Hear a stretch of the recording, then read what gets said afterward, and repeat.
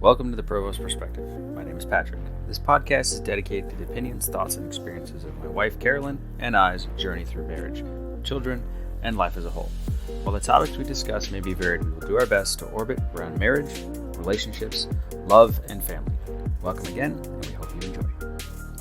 Alrighty then. So, this evening, by the way, happy week, everybody. I know it's a little bit late for this episode, but hi, welcome anyway. Better late than never. So I wanted this one to be, it's a bit of a continuation of the conversation we were having earlier. Okay. So I had some free time today, which is rare, but I had some. So I took the opportunity to read a little bit of a book, one of the ones that you bought me on Kindle. I just hadn't had the ability to crack open yet. And it's How to Make Shit Happen by Sean Whalen. Oh, right?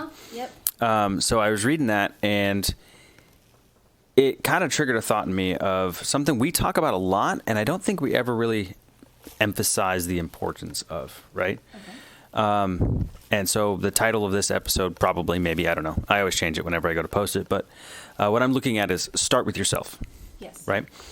One of the things that he talks about, and I think I've made a post on my Instagram about it, is there's only one thing and only one thing that you can control, and that is you. And I've had this conversation with you. I've had this conversation with the kids about, how you can't choose the things that happen to you in your life. You can only choose the way that you react to the things that happen in your life, right? And starting with yourself is a good way to try to put things into a mindset. Specifically in this case, relationships, right? We hear a lot of people talk about how I just can't find the right man. I can't find the right girl. I keep attracting these negative people in my life. I keep attracting all the crazies. I'm a magnet for crazy, yada, yada, yada, whatever stupid word you want to say, right? That gives you an answer. And my response to them is always the same thing, right? And I think your response to them is very much similar, if not the exact same thing, which is fix yourself, right? You're going to be surrounded by people. Surround yourself with the people that you want to be like in your life, right? If you're not happy with who you're attracting, change yourself, right? Go to the gym, eat healthy, put yourself in the environment where the people you want in your life are, right? Does that make sense? Mm-hmm. And I'm sure you're going to go on a tangent too, because you have a bit of a look about your face, but that's that was my thought for this week's episode is let's talk about starting with yourself and the importance of taking care of number uno, right? One of our friends, he's got this funny thing that he does on his Twitch channel, which is simp for self-care, yes. Right? Which simp is a stupid word, but it makes a good point, and it's a valid point. I wish sometimes he would take a little bit more to heart, but yes. It really is about taking care of yourself first, right? And being the best version of you, because you're going to attract the best versions of other people. So what do you think? What you got? Okay, so I guess for me, it hits closer to home because I feel like I'm still in it because I had to learn this lesson. And I feel like I had to learn it kind of hard. And I didn't realize I really had this issue, I guess, until I started going to therapy and when you started pointing the things out. Because for me, anytime something went wrong for me, or anytime, it was always the world's out to get me, or this is happening because of this person or that person or this life situation, instead of me realizing that a lot of it I had control over. And I had a hard time with mentally and emotionally having personal responsibility. I don't know if that makes any sense. So, not to interrupt you, because I know you have your train of thought gets derailed quickly. Very quickly. But, you're saying that these things you had issues with, what specifically do you mean? You couldn't perceive that you had control of these things, or? Right. I couldn't piece together that having emotional control and controlling my own emotions and the way that I thought about things and the way that I reacted to things. I wasn't putting two and two together that even though this situation is happening, I have control over myself. Right. And that was a difficult road for me. And now it's typically about 90% of the time, whenever something bad happens, I try to stop. I do my counting. I have some deep breath exercises I do. And then I remind myself, okay, it's probably not as bad as I think. And what can I do to make it better? And then I can go through the process of, okay, where did I go wrong before I make an assumption that an outside source is to blame. Well, and I don't, excuse me, I don't think you're immune to that either, right? Like, that's definitely something that I deal with too, right? Yeah. So for me, a lot of the time, I think of, oh, okay, I need road rage, for example, right? Before, I would be like, oh my God, that dude's an asshole, and I would go off and I'd get really mad, right? And I gave that person power, real estate, right, in my head, in my life, in that moment, and I would think about it for hours. I'd stew on it, like, that dude's such a prick. He did da da da, right? Rent free. Instead of realizing, no, like, yeah, he drives like an asshole, but I'm choosing to react this way. I'm choosing to let this person hold that emotional control over me, right? And I think that understanding, to borrow from Ryan Mickler, that you have sovereignty in and of yourself, right? Yes. And things that you do that you have control over for you, and you shouldn't give somebody else that power ever, right? To have that control, and it's exercising that bit of stoicism, that bit of control. Super important in relationships and super important in parenting. And the more and more that I've learned about this stuff, the more and more I've tried to apply it to my life and become a better dad, and become a better father, become a better husband. It's, an arbitrary example. So let's say you do something, right, that annoys the shit out of me. I can either A, dwell on it all day, right? Or I can just say, you know what? It's water under the bridge, and not let that negative thought, that negative emotion, turn into something sit more. in something. There's two ways you can react with it. One annoys the shit out of you, and one is the one you prefer. The one annoys the shit out of you is I literally just ignore it, right? And you don't like that. You always get mad at me. You're like, you should tell me what you're feeling. Like, why are you so upset? And then the other one is... I don't like the voice you gave me. That I address it. Sorry, jizz. No, but like, the other one is you address it. You bring it up in conversation, right? Problem is I'm not a fan of...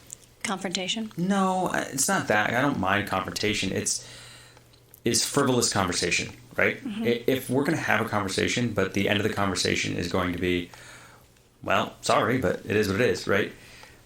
It would have been wasted time and wasted effort to bring it up in conversation, just to simply air my dirty laundry, right? Like, not necessarily, though. I mean, I know you see it that way a lot of the time, but there's plenty of things that I can get over this in just a couple of hours and I'll be fine. But at the end of the day, if I don't know that that was a problem, I'm going to repeat that behavior, or I'm more likely to. Versus if we do have that frivolous conversation and bring it up, well, it is what it is for now, but now I know better for next time. Yeah, but you do have to be cautious with that too, because there's some people who take that to the extreme. Very true. Right? With you don't like that, or I don't like you doing that, so I'm going to ask you to change it. And the first thing is a small thing; it doesn't matter, right? But then the next thing is another small thing, and the next thing is another small thing, and then eventually you're changing who you are and how you interact with the world based on a single person's preferences instead of being genuine, right? So I get the argument of you want to air some grievances, but there's also some shit that's just little shit and you need to let it go, right? Like, for example, I don't like the way you arrange a kitchen. I don't like it. I don't like the way you organize it. I don't like the way you set anything up. Yeah, well, you don't cook, so. But I also know that I don't spend a lot of time in the kitchen, so regardless of how much time it annoys me, right? You'll be all right. I adapt to it, because in the big scheme of things, it's not that big a deal. So it's not worth the conversation. It's not worth the fight. Now, we have a good dynamic in the fact that I tease you about some shit, and then you tease me about some other shit, and you're going to walk in and you're going to find labels on spoons if you keep it up. I know. That's why I haven't bought you batteries for your label maker. I know. But, like, the idea, the premise of the idea, to bring it back, is you choose your reaction, right? You can't choose the effect, right? I can't change the fact that when my kids were babies, they shit their pants and I didn't like it, right? But I could change the way that I reacted to it, because anybody who really studies developmental psychology knows if you have, as a parent, have a negative reaction to a child doing something, they don't understand the source of the negative reaction. they equate the action to the negative reaction. Right. And none of the processes that happen behind the scenes for the big human, right? Mm-hmm. So instead, they equate, much like a dog would, I shit my pants, my mom's going to be mad, and now there's a fear association with that, right? So and that leads to them hiding it, and it makes it difficult to potty train them, yada, yada, yada, whatever the escalation down the force goes. The same type of primitive brain structure exists in relationships too, right? Like, if I come home every single day, and this is something that Michael talked to us about, right? If I come home every single day, and the first thing that happens to me when I come home is I get you got bombarded with the venting and get bombarded with the kids screaming, and there's just chaos when I come in the house.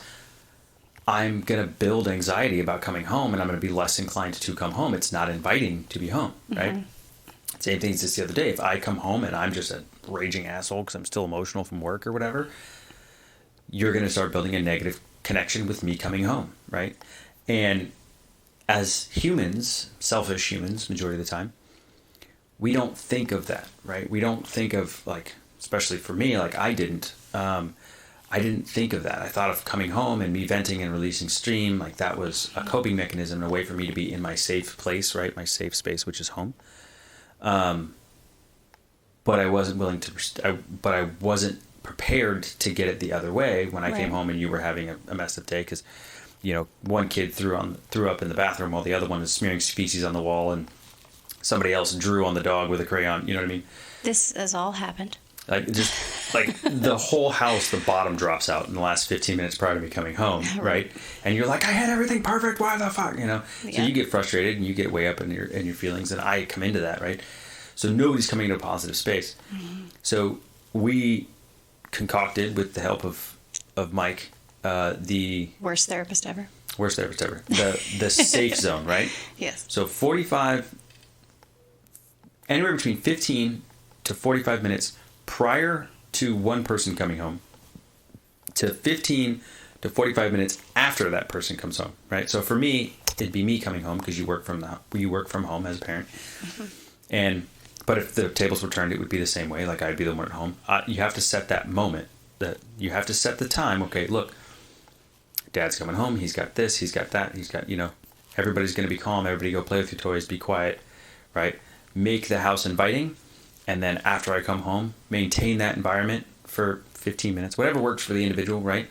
And then once that is good and clear. Now, I don't necessarily care so much about the silent home when I come home, right? Like, for me, I like it. I like it when I come home and the kids come running out of the hallways and they're like, Dad, right? And it's hard to be silent with 4 children. It really is. But it's that it's coming from not a place of selfishness, right? Because you need the support. When I come home, you're looking for reinforcements. You're looking for somebody to help take care of the 6-year-old and somebody to help take the dog out and, do all of the home things that I do when I'm home. Like, as he put it, you're coming home from work, but I just spent 8, 9, 10 hours by myself with 4 children. So, you're trying to release stress. I'm trying to release stress. Right. So it's negotiating that ground to figure out what that balance is. And that all comes from a place of, yes, I need to take care of me, but the best way to take care of me is to take care of the people around me, right? So it's self-care through acts of service, I guess, if that makes any sense, right?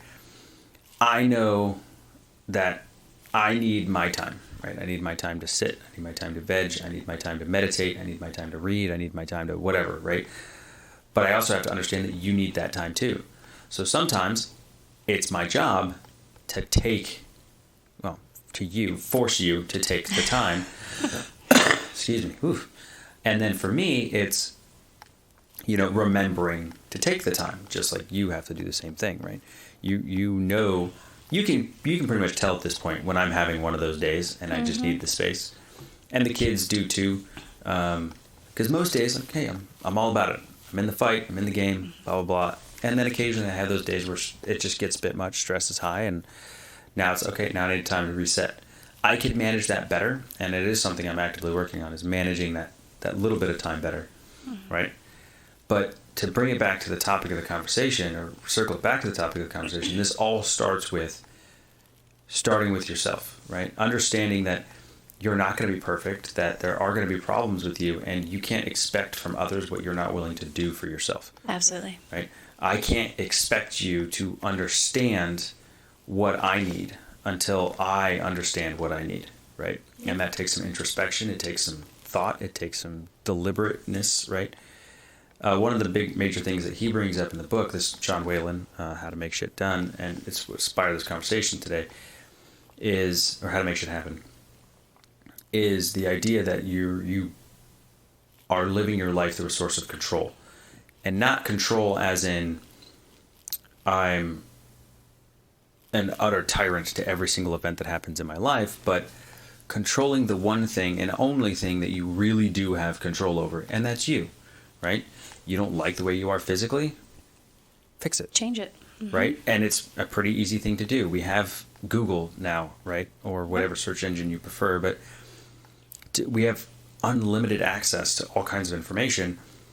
Go find something that works for you and do it, and do it religiously, and do it consistently, right? And that works for working out. It works for eating healthier. It works for relationships. It works for, and you have technology in your pocket.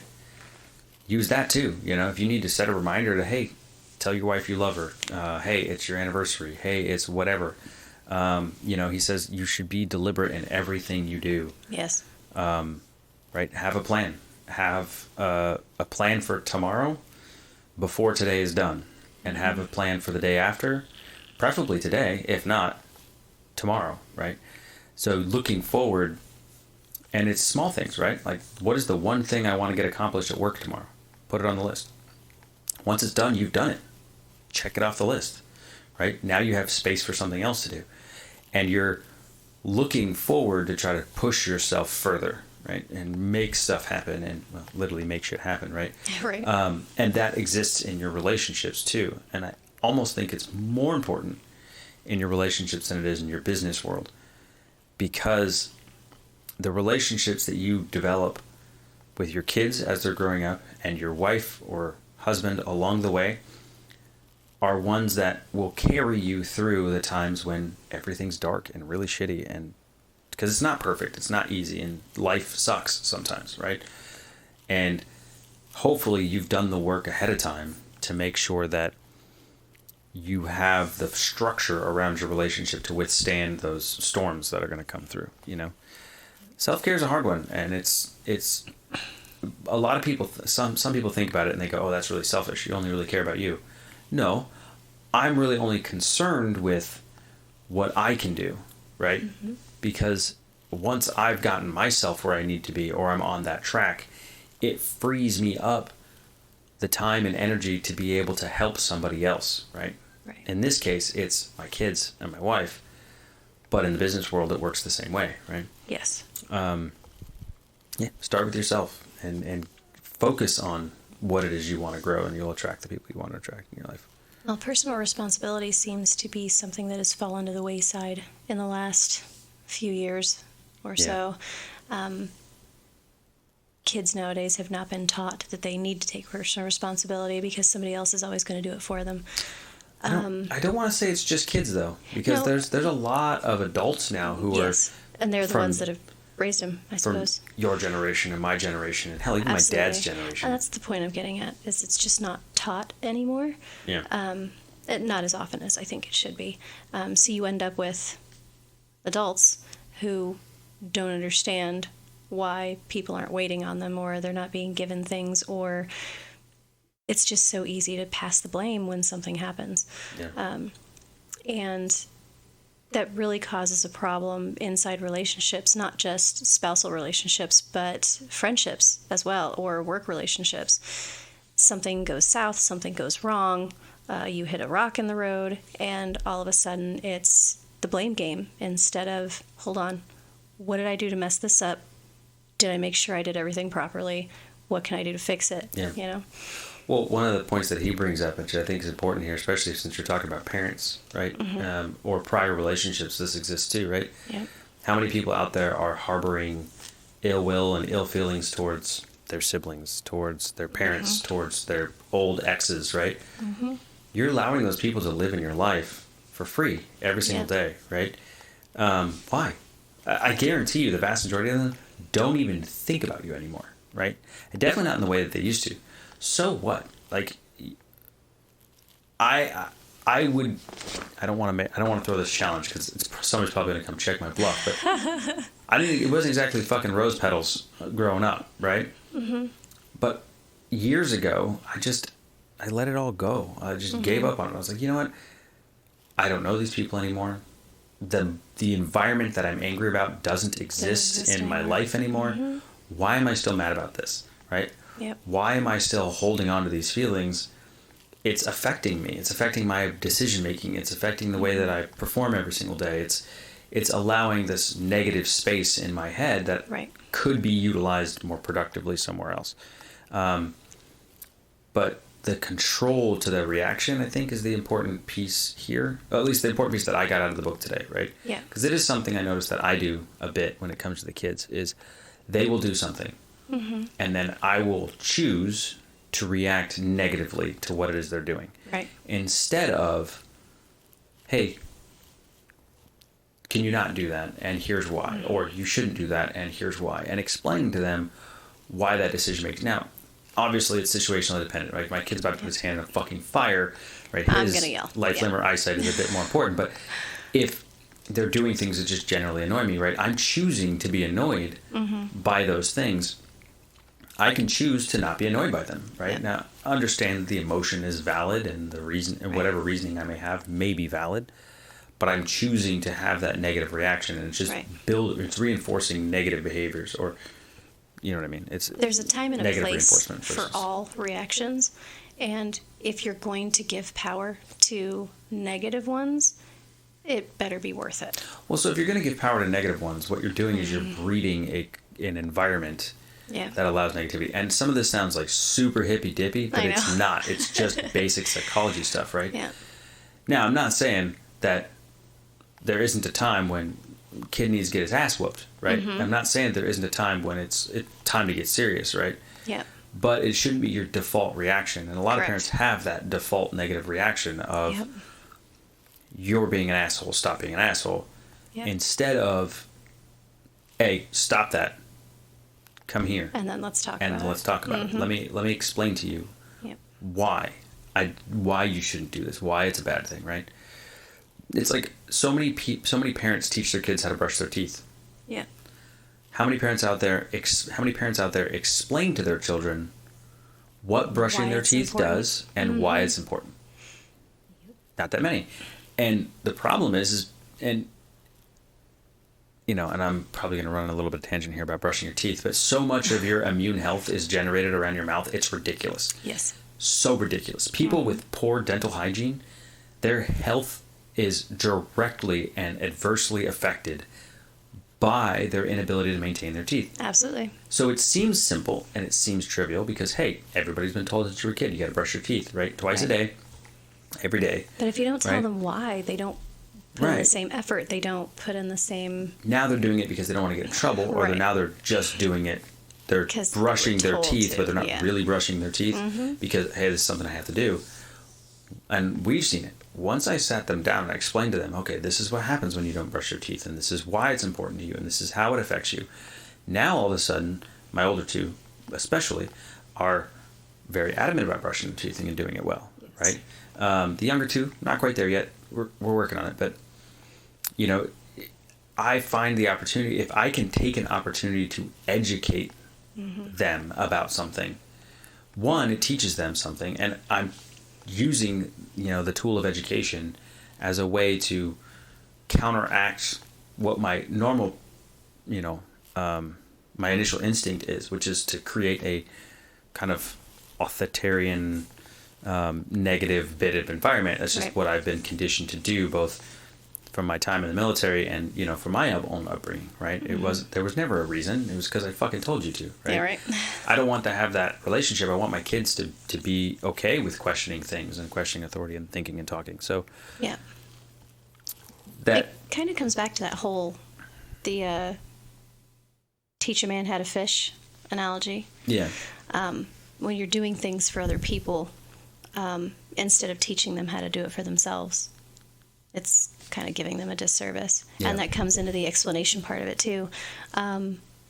if you're going to tell somebody they need to do something, they need to know why. Yeah. Otherwise, they're not going to put in the same effort, and they're not going to have the same determination behind it, Yeah.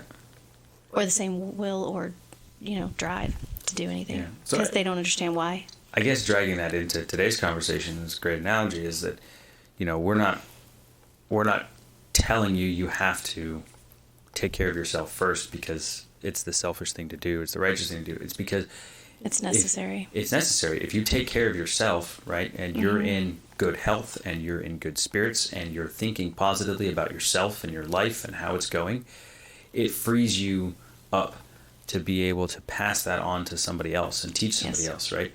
If I wake up every day and I'm just a miserable cunt of a person, right, is that going to be a good breeding ground for us to have a positive and healthy relationship? No. Not even close. Is it going to give us give me a good role model for the kids so we can have a positive and healthy relationship with them? No. They're going to be that 16-year-old kid who's the only thing they want to do is fucking leave the house, and they never want anything to do with me because dad's a Right. grumpy old bastard, right? Right. Whereas if I start my day off on a positive note and I exercise and I take care of myself physically and I eat healthy and I am thinking positively and I'm looking into a growth mindset of what kind of person I want to be tomorrow, I'm teaching them by example that you should be looking forward and leaning forward and trying to improve yourself. But it also gives me the positive mindset to be able to remove the adult pressures from myself on occasion and get down to their level and be like, hey, look, what was it like for a 6-year-old what was it like for me when I was 6 years old and I was trying to learn how to do this stuff, right? If I can put myself in their mindset, then I can coach them more. If I'm in a negative mind space all the time, right, and I'm stressed and I'm freaking out and I'm all over the place and I'm ruled by chaos, and I'm never going to have the time and space to be able to serve them well, or serve you well. Because as a husband and a dad, that's what I'm in. I'm in the service industry, right? And I need to be able to show up the best way that I can in that. Yeah. And again, that's the whole relationship piece. Is start if you don't like where your relationship's at, you don't like where your family dynamics are at. Start with yourself. You don't like where your work stuff is at. Like you start with yourself, right? Yes. What is it you can control?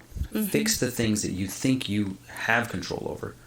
Think of a situation when things went to total dog shit and go, where along this way could I have changed the outcome? And then retain that lesson and improve it, right? Did you miss something because you were so caught up thinking 6 miles ahead that you weren't present where you're at? And if that's the case, then fix being present, right? And some of that takes some mind conditioning stuff, some of the woo-woo shit, like The woo-woo shit. like meditations and taking nature walks. But believe it or not, it's crazy. Like there's enough scientific studies out there to back up meditation and hiking and walking out in nature that it recenters human psyches for some reason. And it's probably something primordial, but it's crazy. And not to touch on a future topic, because we will get to that one, but it's, again, like with marriage and spouses and significant others, it's like when you're done with a relationship and you get divorced, if you don't take that time to get yourself right again, to do the homework of what went wrong, where did I fail, how do I fix it, work through your emotional baggage and get yourself back on the right track, you are not in a good position for yourself or your future spouse. Yeah. So jumping out there into another relationship before you are mentally healed Or emotionally. and emotionally healed, it's not good. Yeah. So taking that personal responsibility and reflecting on yourself is important in so many facets. And I think that's why a lot of people end up in some emotional turmoil in some of these marriages, and they end so early because they didn't fix themselves first too. Yeah. Well, it doesn't even start and stop with marriages either. I think divorce is a big thing, but I think even in breakups and other relationships, right? Oh, absolutely. People be in a relationship and won't realize how it's negatively affecting them until they get into the next relationship, and now they're carrying baggage of 2, 3, 4, 5 relationships into their current relationship and wondering why they can't find one that works. It's because you never got over the last 4, right? You put your heart and soul into a relationship and let that And when it didn't work out, you drag that fucking hurt and that angst and that baggage into the next relationship, and you get to a point where you don't understand what went wrong, so you can't fix it for the next one. So the right person's going to come into your life, and you're going to shit the fucking bed because you don't know what you're doing wrong, and you won't know what you're doing wrong until you take the time to learn the lesson and fix yourself, right? So yeah, I guess coming all the way back to it, it's like it really is like everything in your world should start with you, right? Yep. Seems super cliche, but if you're looking for change in the world, you should start with the man in the mirror, right? Yep. Thank you, Jackson. It really is the truth, though, right? You're not happy with society. You're not happy with life. You're not happy with what's going on around you. Take a look in the mirror and go, what are the things I can control today, right now, that I can start to make myself be the example that I want the rest of the world to follow? Yep. And if you've done your homework and you've done right, you'd be amazed at how quickly people start following you. Yep. They really, really do. Spreads. All right. Anything else, Lover? No, I think we're good. Okay. Well, everybody, thanks for coming this week. We'll see you guys next week. I've got this scheduled out now, so we should have it in a schedule now. Should be good to go. No more late weeks or bad scheduling. So hopefully we're getting ahead of this ball game now, moving forward. But thanks everybody for sticking it out, and we'll see you guys next week. Bye. Bye. Thanks for listening. We hope you enjoyed this episode. If you did, please feel free to reach out on Instagram or Facebook. We'd love to hear your feedback or suggestions on our next topic. See you next week.